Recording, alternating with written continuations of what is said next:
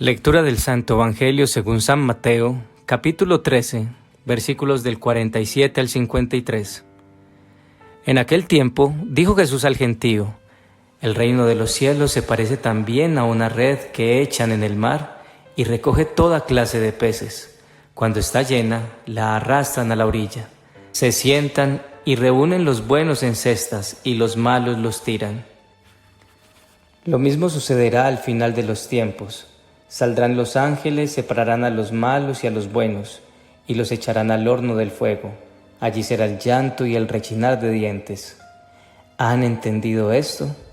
Ellos responden: sí. Él les dijo: pues bien, un escriba que se ha hecho discípulo del reino de los cielos es como un padre de familia que va sacando de su tesoro lo nuevo y lo antiguo. Cuando Jesús acabó estas parábolas, partió de allí. Palabra del Señor. Gloria a ti, Señor Jesús. En el Evangelio de hoy, Jesús continúa hablándonos del reino de los cielos mediante parábolas. Ya nos ha dicho que el reino de los cielos es como un tesoro escondido tan valioso que venderíamos todo por comprar el terreno donde se encuentra. También nos ha dicho que es como un comerciante de perlas finas que al encontrar una de gran valor vende todo lo que tiene para comprarla. Estas dos comparaciones nos muestran el valor que tenemos para Dios, quien ha hecho y sigue haciendo todo lo posible por conquistar nuestro corazón, perla de gran valor, y la importancia que tiene el reino de Dios para nosotros, de tal manera que quienes lo han experimentado harían todo por no volverlo a perder.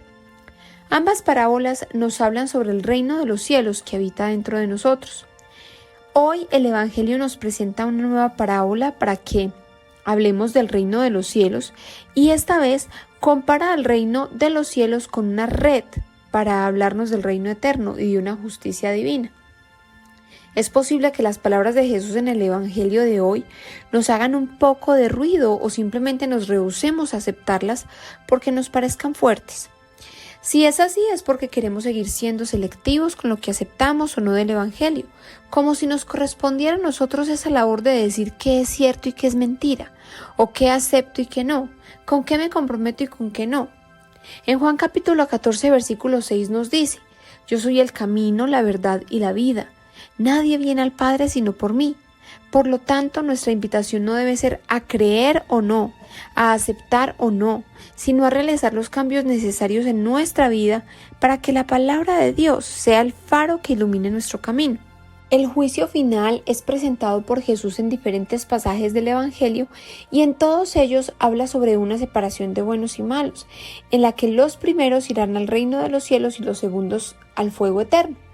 Hoy vuelve a hablarnos del juicio eterno usando una parábola en la que compara el reino con los cielos de una red que recoge toda clase de peces para pescar al final los buenos y malos peces. Analizaremos hoy el Evangelio a partir de los siguientes 3 puntos de reflexión. Primero, el pez en el mar. Segundo, el pez en la red.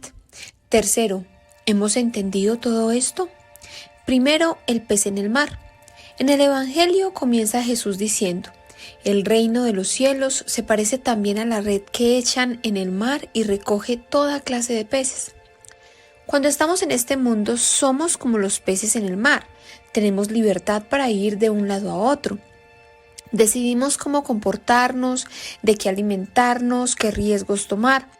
Algunas veces, como los peces que se arriman a un depredador y pagan el precio de su osadía, así también nosotros podemos pagar las consecuencias de nuestras acciones en este mundo. Pero de la misma manera en que otros peces se arriman al depredador y éste los ignora, podemos también nosotros pecar y cometer errores sin sufrir las consecuencias de este mundo. Al igual que los peces en el mar no están sujetos siempre a la justicia sobre sus acciones, nosotros tampoco lo estamos en este mundo. Es por esta razón que podemos encontrar personas buenas que sufren y personas inmersas en el pecado que parecen vivir felices.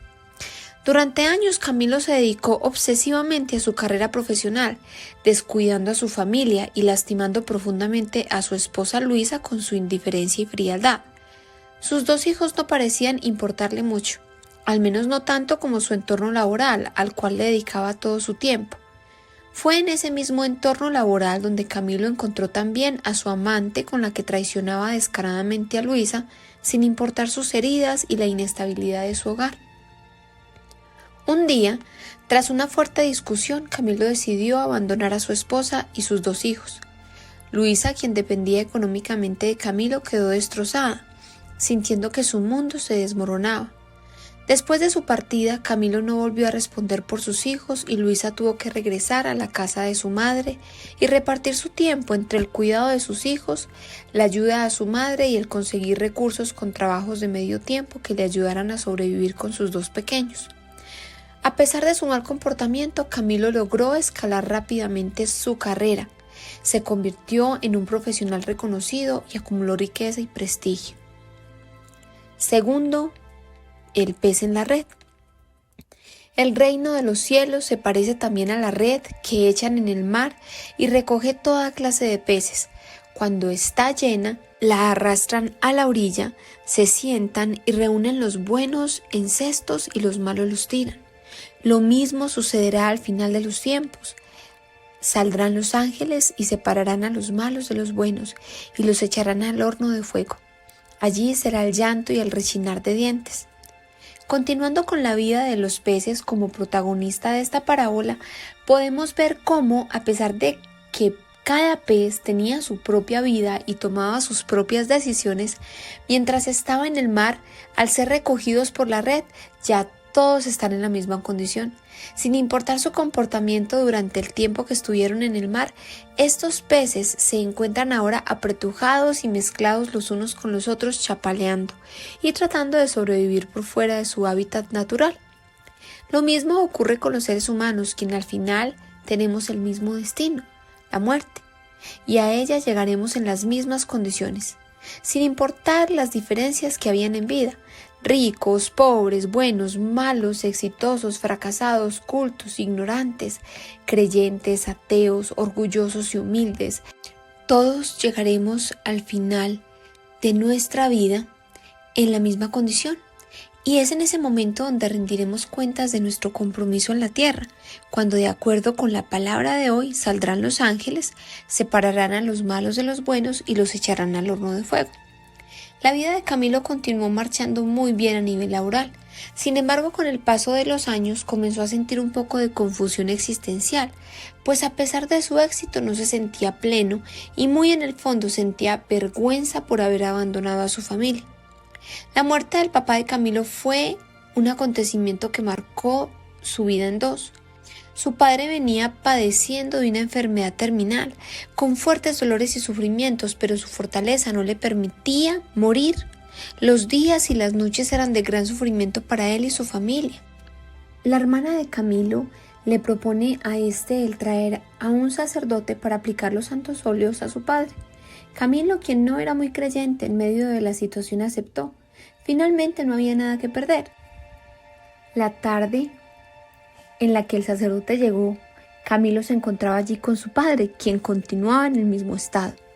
El sacerdote se dirige hacia el papá de Camilo y después de pronunciar una corta oración de gracias, toma el santo óleo y lo unge en su frente y en sus manos, diciendo: por esta santa unción y por su bondadosa misericordia, te ayude el Señor con la gracia del Espíritu Santo, para que, libre de tus pecados, te conceda la salvación y te conforte en tu eternidad. Amén. Camilo, estupefacto, observa cómo al instante de que el sacerdote le unge la frente con el santo óleo, el color de la piel de su padre comienza a cambiar de arriba a abajo, como si algo estuviera saliendo de su cuerpo. Camilo no daba crédito a lo que veía en sus ojos, y justo en el momento en que el sacerdote terminó su unción y oración, el papá de Camilo murió. Esta experiencia fue determinante en la vida de fe de Camilo, quien esa tarde comprendió que lo que pudo presenciar fue el desprendimiento del alma de su padre, que dejaba el cuerpo y debía ir a algún otro lugar.